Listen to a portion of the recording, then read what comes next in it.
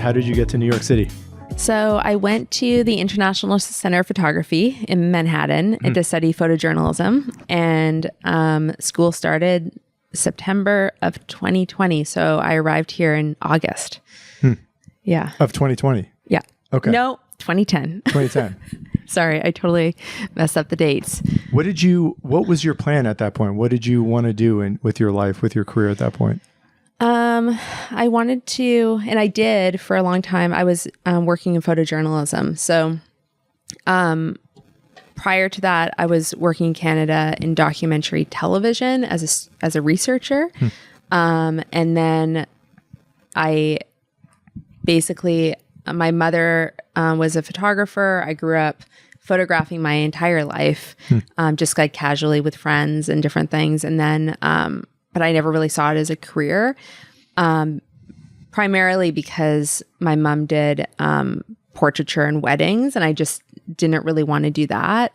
And then I discovered photojournalism, and I came across the International Center of Photography, and I just, it seemed like a way I could make, documentaries at the time when I was working on them in Canada felt like, you need a whole team. It's like a huge production. Whereas in photojournalism, you don't necessarily need that. You're just one person and you go out and you tell stories. And that just was very appealing to me. Yeah. We were talking before we were recording that you basically have two babies at this point that you have created over your career. Yeah. I'd love to start with the first one. How did that story come about? And I'd love to just hear about what it's about. Yeah, sure. So my film Jacenta, I started making in 2016. I had, prior to that, received a grant to photograph aging in prison. Wow. And I was looking for prisons around the country that would let me in and have like really great access to follow elderly people. So Maine State Prison was the first prison that let me in. And I was photographing some elderly men there. And then I ended up going to the women's prison. And there I was photographing this elderly woman, Norma, who was friends with this woman, Rosemary, who had a daughter in the prison, Jacenta. And I was kind of getting close to the end of that photo. That was a photo essay that ended up getting published in National Geographic. And I was getting close to the end of that. And I met Rosemary and her daughter. And I was just, really blown away by them and their relationship, just how close they were and like their bond. But also, I had noticed in the prison that there were a lot of women my age who all had drug addiction, were in prison for drug-related crimes. And talking to them, I was just hearing these really traumatic stories in their childhoods. And I, at the very beginning, was thinking of starting a new photo essay looking at these, a number of these women, like tracking them, because I had a pretty good relationship with the prison at that point.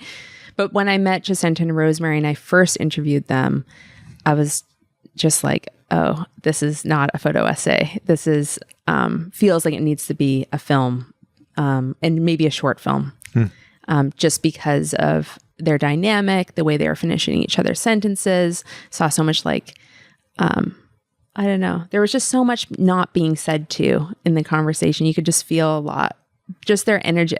It was just, I don't know. I was just kind of fell in love with both of them. And that's kind of how the idea came about. How did they end up in jail? So, Rosemary had been in and out of prison, the mother, most of her life, for drug-related crimes. So for her, it was, I think they both were probation violations. Rosemary was often in for theft. And I can't remember exactly what it was for Jacenta at the time, but it was some kind of probation violation that had her in. And she was on a 9-month sentence, and her mom was in for 4 years. And they were just like in at the same time. And because whenever they were out, they were often using together, it was when they were in that they were really able to kind of like foster a relationship. Whoa. Like they had time together, and they really valued that time. So that's what was kind of interesting about Like it. their quality time was prison time. Yeah. Because outside they were just running constantly and using and or at least I can say that I know that Jacenta, I think, liked the time with her mother, and I think it went both ways. What were they addicted to? Jacenta was addicted to heroin, and Rosemary was using crack. Yeah. In retrospect, what do you think it was that made you fall in love with them? What was so captivating? I don't know. It was just like the mother-daughter relationship was really interesting to me. A lot of my projects have to do with mothers or daughters or mothers specifically, but Jacenta, I don't know. I first had spent time with Rosemary. I really liked Rosemary. And when I met Jacenta, I just was like, wow, she's so intelligent and so charming. And I just was curious the question for me really was like, how did she end up following in her mother's footsteps? Like, how did she end up here? You know, I felt a lot of, in that interview, I felt like a lot of Jacenta had like regret or Rosemary had regret. I think for Jacenta, it was more of like feeling of responsibility for Rosemary. Like, kind of like she was, I don't know, just kind of watching out for her mom and kind of, I don't know. It was interesting. How did she end up there?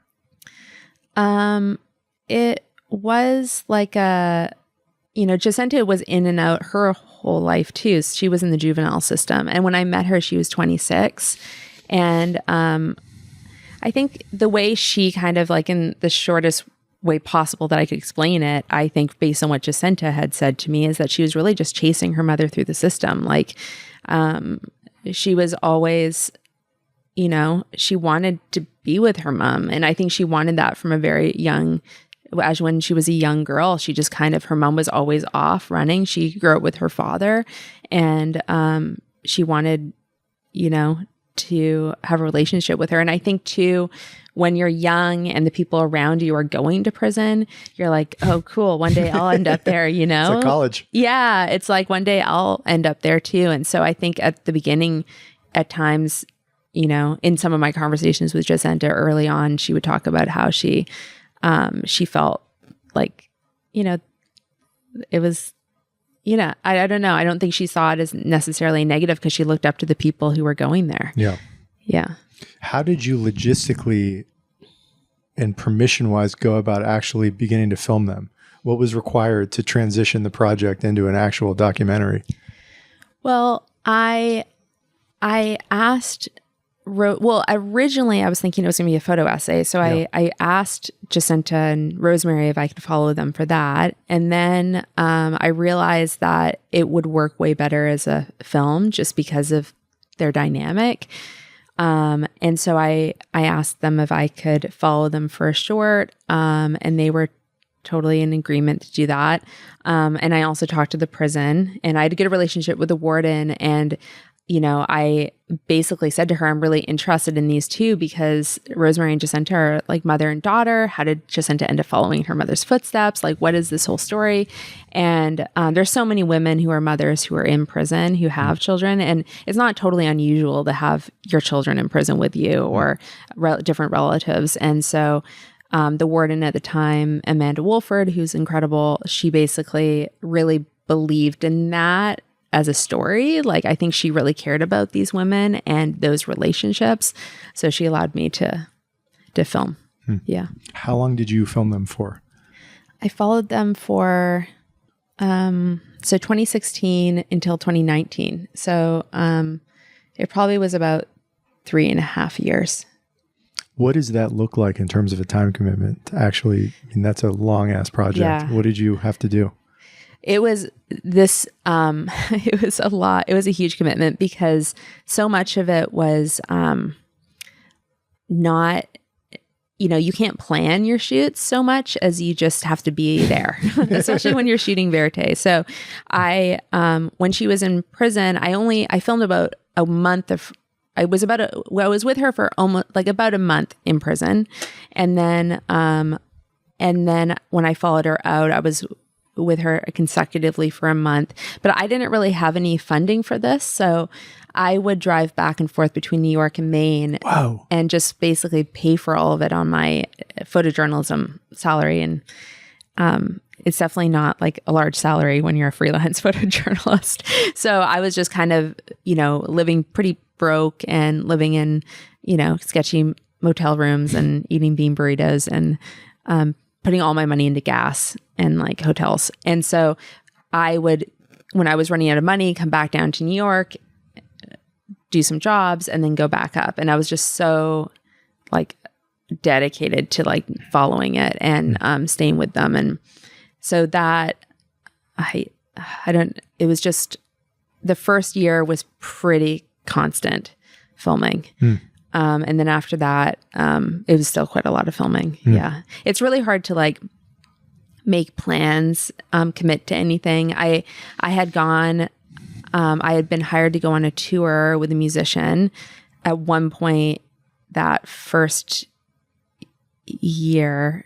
I'm just trying to think, the following year.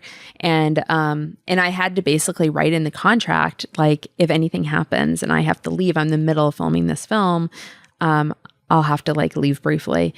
And then something did happen in the film where I had to leave the tour in order to like leave. I left for like about a week and then came back. But yeah, it's really hard to like plan when you're on someone else's schedule.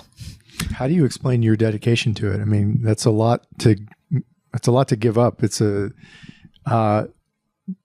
just quality of life wise, time wise. How do you explain why you were so dedicated? Because I think the story was so fascinating to me. I just was totally obsessed with it. I just like, I was totally, there's levels of generational trauma in the story that I found really fascinating.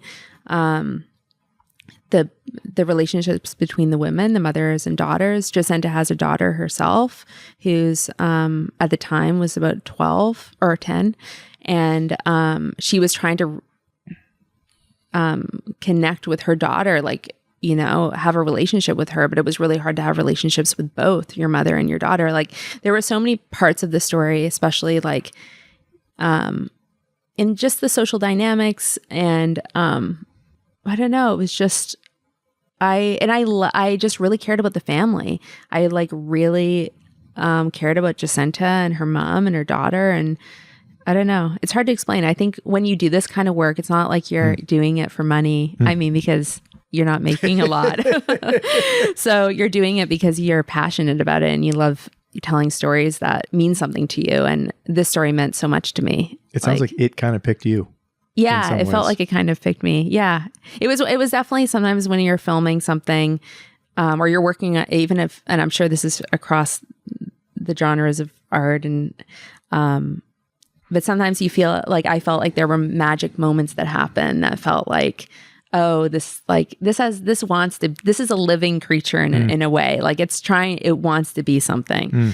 And I sometimes would, at the very beginning, I was photographing and filming because I hadn't totally, like, I was really had been photographing for so long that that's kind of where I was naturally kind of leaning sometimes. But occasionally I would photograph something that I should have filmed. And that still haunts me to today. So whenever I put my camera down, always something happened. So it was like, okay, the universe is telling me never to put my camera down and never to leave. Most people who listen to this will never have visited a prison. Yeah. What still stays with you about being inside those walls and what you noticed, what you remember? Yeah, that was wild for me. When I first went into the prison, it was for the Aging in Prison project. I was photographing, and I remember before I walked in, I was like, I had like knots in my stomach. I was so nervous. And then I remember thinking right before I walked in, like, why am I nervous? Like, I've never been in prison before. I have no idea, and I'm like, okay, I'm nervous because of, television, media, like how prisons have been and people in prisons have been like kind of like illustrated to me or whatever. And I went in and I was introduced to my 3 men. So I went to the men's prison first. And these guys were so much more nervous to meet me, and the more time I spent with them and I would get there at like 6 a.m, leave at like 6 p.m. So I was there like all day following them in their like whatever. So each man I was with probably like 3 or 4 days. And it just makes you realize that, I don't know, these are all men who committed murder. They all had life sentences. Yeah. Oh my God. Because I was doing like life in prison. So the longest sentences. And, they were all, none of these men were like, they weren't like serial killers or anything. They were like, each person had committed a crime that was either, one of them, 2 of them actually were, I think, under the influence. And it was like, they all, I think 2 of them like knew who they had.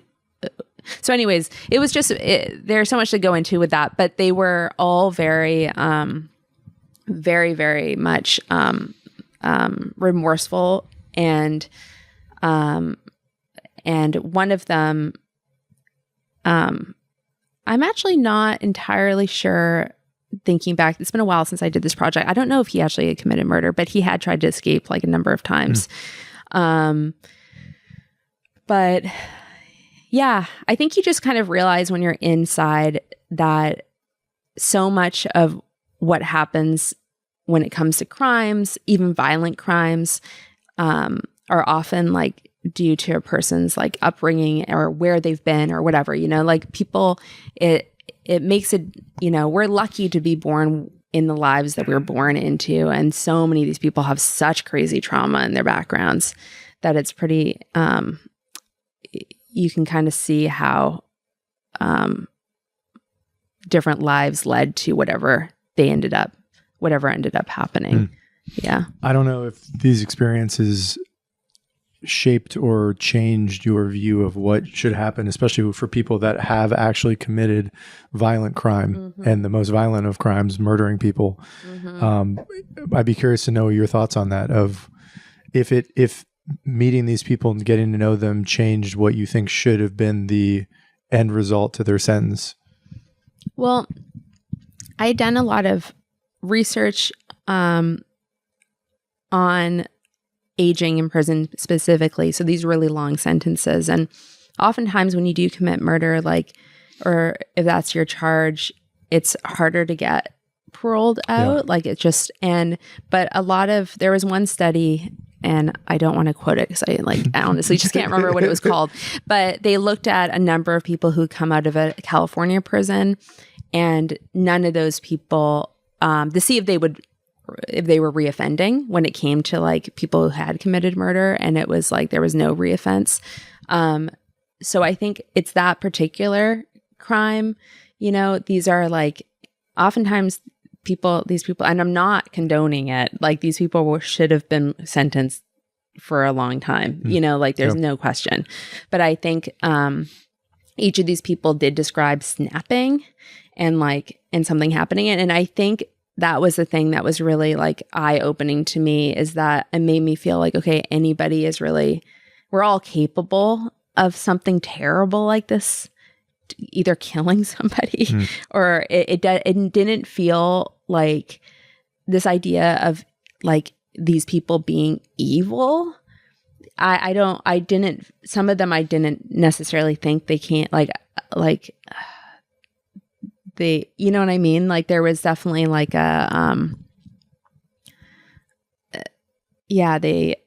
even talking to the assistant warden, because I remember we went out for dinner after, and he had talked a little bit also about how there's this description of snapping and where is that coming from? But also too, I had spent some time with some of, not just people who had that offense, but people in the hospice program at the prison. And there was a conversation that had happened prior to going it was like their meeting, and they were kind of talking around the room about what the hospice program meant to them, which is basically like men caring for other men as they're like sick or dying, and how that had had such a profound effect on their lives, that these men had grown up in situations where they didn't have like love around them, and they didn't actually think they were capable of loving or having that emotion, you know? And so they're in this position where they're caring for other men, and they're learning things about themselves, that they actually have that capacity to love and care. And that to me just shows you like how, you know, a child is born and they're not receiving that, and they don't know they have that themselves, you know, like, you know, I think one of the men I had, since then, but one of the men has been paroled out actually, and the others have all passed away, including the woman. They all died in prison. But Albert, who was my oldest guy I was following, he was in his 80s. He's the one who had tried to escape a number of times. He had grown up in foster care, had gone from foster care to foster care to foster care, and had been in some very abusive situations, going through that as a child. And yeah. Yeah. Talk to me about your second baby. How did that come about? Yeah. So my film Baby Doe, I started in 2020, and I'd come across an article about a woman named Emily Weaver who had given, basically was going to school in Ohio, gave birth in a sorority house bathroom, basically felt the baby wasn't alive, put the baby in a garbage bag and put it out in the trash. So this is like one of those stories that sometimes you hear in the news, girls not knowing they're pregnant and giving birth in a toilet. I think when you're aware of them, you see how many there are, and you keep, you know, have you not heard of girls giving birth I have. in toilets? Yeah. Either not knowing they're pregnant and being surprised. Sometimes there's two types. Like there's one type where they have no idea they're pregnant at all. They give birth in a toilet. They call 911 because they're like, oh my God, there's a baby.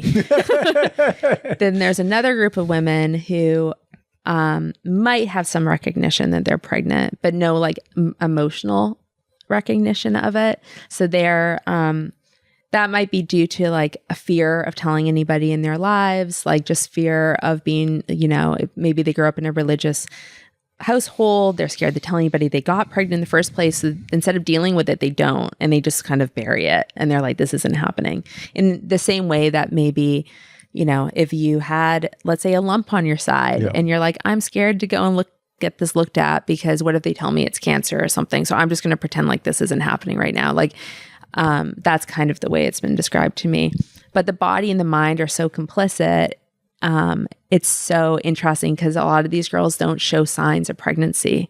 So they're not looking like they're pregnant. They're still kind of getting their periods. Like, so I first came across Emily. She had gotten a life without parole sentence. And she was 19 at the time.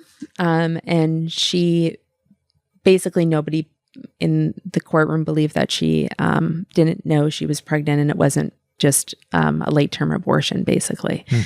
And then I was looking for more cases. I'd filmed that story. I had filmed her attorneys and filmed a little bit of her in prison and her mother for about a year.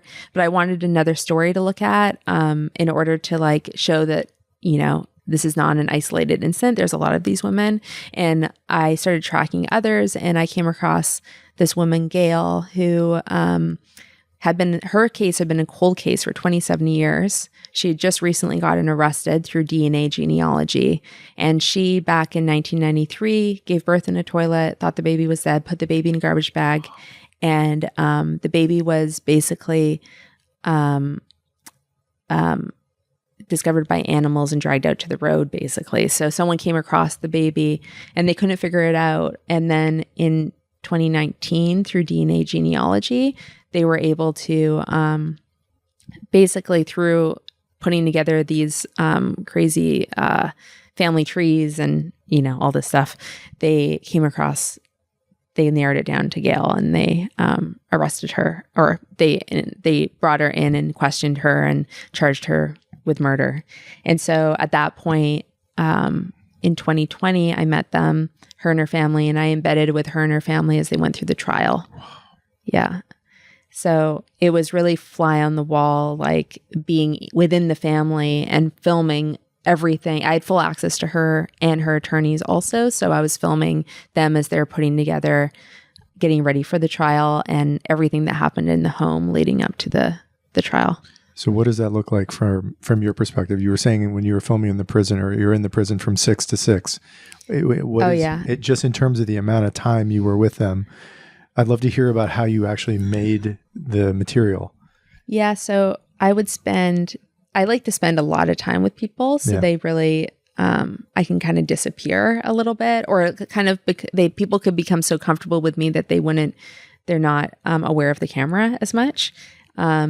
Usually it's just with Jacenta, it was only me filming. With this film, it was always me. And occasionally we had another DP along, Emily Thomas, who's amazing. So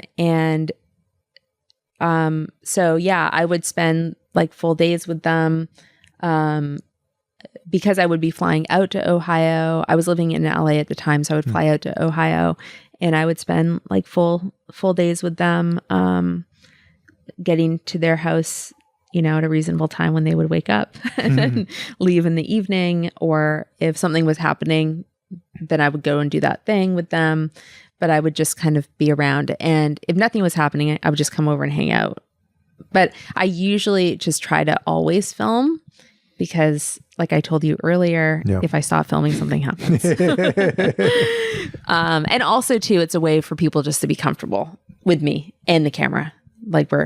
Did you go into the project, especially with her, with a preconception, a bias, being in favor of her, being opposed to her, and the arguments that she and her team were making? Were you just very open-minded? Where did you... I was very open-minded, but it is important to me when I start a project that I really like the person I'm filming, and I trust them, or I believe there's, something I feel connected to them over. And when I did first meet Gail, I really liked her. I felt like she was holding so much. I just felt her, Jacenta and Gail are so different in the sense that Jacenta was very, very articulate. And that was kind of the magic of that film. The way she would talk about her experience was so interesting to listen to. Whereas Gail didn't really have that language. She had a really hard time explaining how she felt. And she had a really hard time explaining the past, how she felt, because she had buried how she felt, all those emotions.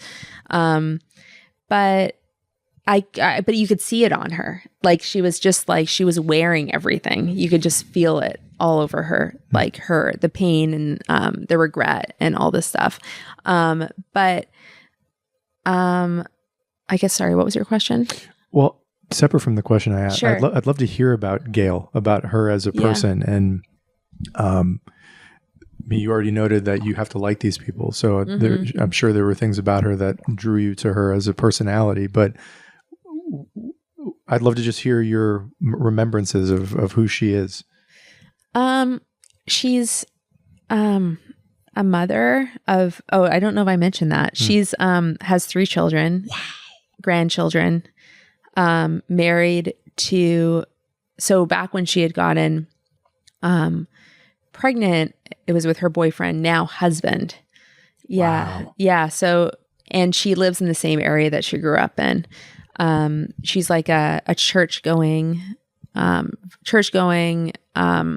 woman, very connected to her church, would volunteer in all aspects of her children's lives. One of her sons is a Boy Scout, and she was volunteering with the Boy Scouts. And her daughter dances; she's volunteering with her daughter's dance. She's somebody who's constantly thinking about other people and not really herself. She's always putting other people before her. And that is definitely a consistent thing with all these girls. Emily was exactly the same way. It's always like the DD, always thinking, making sure everybody's okay. She's just like a very, very sweet woman, like adores her children, like such a good mother. Like she also had like a really hard childhood where her father was an alcoholic and had been quite abusive, like emotionally abusive towards her, targeted her a lot with some of the growing up, and her mother wasn't very active in her life either. And so she really, like, I thought, did such an incredible job with her children and doing all the opposite things. She was so there for them, like never drank, like was always very present in their lives. And I think that's just a testament to her breaking a cycle, but yeah. So she admitted remembering that this had happened when she was 19, and she maintained her argument that she thought the baby was dead. Yeah. Yeah. She remembers giving birth, but remembers it being a total surprise, thinking that she felt like a little off. She thought she was going to have a bowel movement or something. She was actually at the time, she was a nanny. So she was looking after some kids, and one of them, or maybe it was just only one child, but they were sleeping when she used the bathroom and gave birth. And she gave birth quickly, like in her recollection, maybe 10 minutes. So she doesn't have, she remembers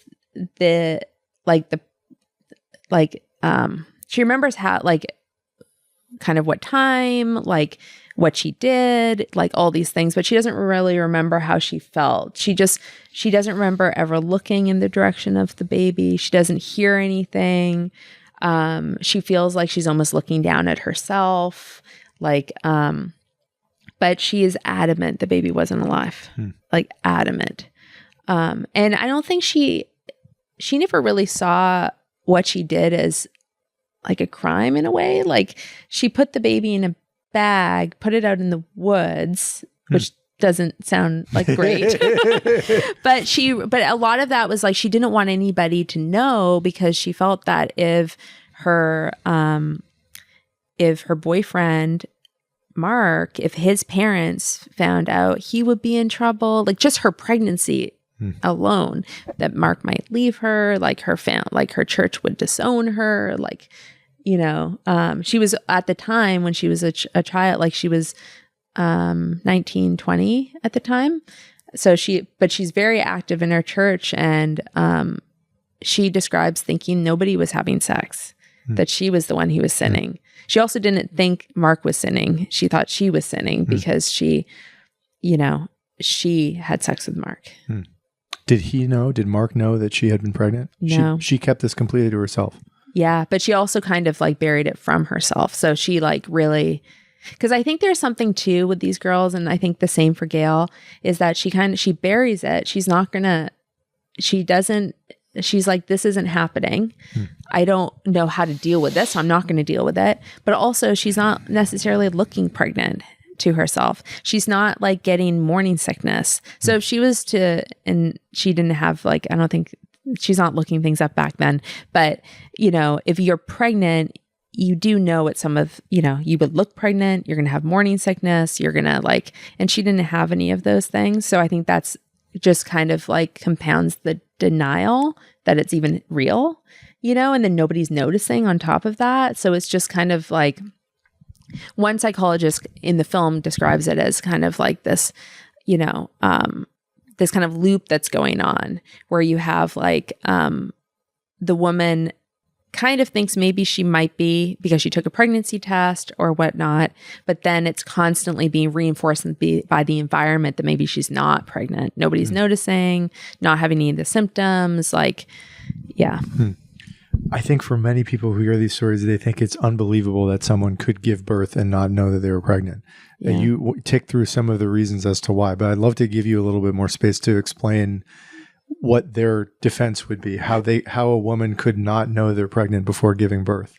I mean, it's a real thing, because there's a whole population of women who give birth and literally have no idea. It's not even an inkling. And those babies are probably more likely to actually survive in the end, because when they give birth, it hasn't been like something that they've been burying. They literally don't know. So they are calling 911 when it happens, versus like a Gail and Emily who might like, you know, there's a fear pushing that denial. So when they give birth, you know, they're not necessarily going to call 911 because they're so scared. And oftentimes too, these girls are giving birth in their parents' homes, in the bathrooms at home. That to me is one of the reasons, and I'll go back to your question, but one of the reasons I wanted to do this film is that there's something really heartbreaking to me about a young girl with nobody to tell, too scared to tell anybody. And so she gives birth alone. Like that just breaks my heart. But I think with, you know, I spoke to someone who works in a hospital who told me that in hospitals, or at least in hospitals in Chicago, because that's the doctor, I talked to a doctor in Chicago about this, that they don't have automatic flushing toilets in hospitals because of the number of babies born in toilets. So it really isn't, it's not, it is totally possible to give birth and not know you're pregnant. Mostly because they're also being born prematurely, where the physical element of, you know, a 9-month pregnant woman typically is very conspicuous. Not necessarily. Some of these, I don't know the percentage of premature or not, but I've heard of many babies that are born like on time or whatever, you know, not premature as a surprise. But I think that's the thing they're not showing, you know, and so you can't really compare. Like if you watch the film Baby Doe, I think you'll understand better that, you know, we have a whole section in the film where we show these different women. And in one of the cases, we show a girl who also was in Ohio, who there's pictures of her 2 weeks before she gave birth. She does not look pregnant. Emily's mother showed me pictures of her like a week or two before she gave birth. Does not look pregnant. And because these girls are also like often in college, like Emily's mother would say, I just thought she put on some like college weight, you know? Like she went to a wedding with her and they both were changing in front of each other and she didn't notice. So it's a different thing than what you would normally see, I think, with a pregnant body. Where did you come down on the story, her defense, if you did at all? I know that's not really the role of a documentary filmmaker, but as an individual, how did your own conclusions get shaped? If you had firm determinations. I think having spent so much time with Gail and been in all her trial preps with her, and there were quite a few of those, and also just talking to her at length about, at the beginning, I think it was kind of hard to wrap my mind around in the same way that, you know, you're asking some of these questions. Like I felt, I kind of scratched my head in similar ways at times, being like, how can you not remember? It was more of like, I don't remember. Like, how can you not remember? But I think ultimately it was really, I don't know. I've done so much like research on these cases, talked to so many experts now, like around the world. I talked to like experts in Austria, like here in the States, like people who study this. I've spent hours interviewing Emily, hours interviewing Gail, and I believe them. Like I just, they're not, and also too, there's like there's a recognition that does end up happening oftentimes after they see pictures of the baby or they understand. And for Emily, it was when she had to go and pick up, before she got locked up, before she had to find like baby clothes for the baby's funeral. And she like broke down. It was like a recognition where she was like, holy shit, what just happened? Sorry to swear. But like, oh my God. Like, and she said that in some ways prison saved her because she doesn't know what she would have done. Like she felt so much like remorse over like not calling 911, you know? And I think with Gail too, it's like she couldn't connect to this baby until she's in trial and they show pictures of the baby. And then she completely loses it. So, and she's a mother, you know, she always wanted to be a mother. It was not something that she didn't want. And yeah, I don't know. I think we're all capable of being in denial and pushing things down and to different degrees. And I think it's hard for people to understand this one because you're like, how can you not know? We've all seen a pregnant body. How can you? But the body and the mind are pretty powerful, like, because the pictures I've seen, I wouldn't necessarily think someone was pregnant. You know, both Emily and Gail, seeing their photos.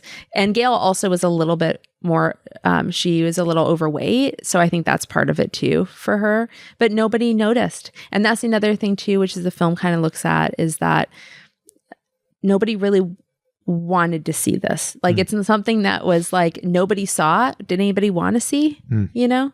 And I think that kind of worked together with the denial. Yeah. Yeah. I know we're a little short on time, so I want to close with one final question, which is, and we talked about this earlier in the conversation, that these somehow weirdly often these stories just sort of pick you to make. And I don't know if there's anything else to be said about that, but absent these two stories, when you look around right now, are there stories that you want to tell? Do you typically wait for stories to find you, or the energy just gets sort of generated in you to go after another person, another case? I'd love to hear in closing how you think about your next project, if there's something you want to intentionally go after, or if you wait for something to kind of find you. I think it's both. I do look, but I also, I am really interested in stories about women, mothers, families, kind of how we overcome things in our lives, but also just, you know, these kind of interpersonal dynamics are really interesting to me, especially in family. But I am really drawn to stories about women, and but yeah, it's and also too, I'm really interested in telling stories that are kind of misunderstood through the media, which is why, you know, a story about addiction with mothers, and also you have this story. This story is always very, very sensationalized in the media, and these girls are called monsters. And like, there's so much more to this story than that. You know, it's like, it makes such a great headline, but it's, and also a mother who's pregnant, and a mother who's addicted is also someone who is like not looked at very favorably in our society. And there's also a lot to that as well, you know? And so I like telling stories that kind of can, I know I think we all want to change hearts and minds through film, but I really try to, you know, go much deeper in these stories and really like kind of go very, get really close up to people in these situations. And that's why I think it's important that I care about them at the beginning, because then I think an audience can through my eyes. Because when I was following Jacenta and her family, and also Gail, like I really cared about them. And I genuinely, it would be harder for me to do a story if I didn't believe or like somebody, you know? Yeah. And I'm not trying to tell a story that is just adding to a narrative that I think, I'm not trying to add to a narrative that makes more of a distance between us and people and understanding, you know? Yeah. Yeah. Thank you for doing this. Of course. Thanks for having me. You got it.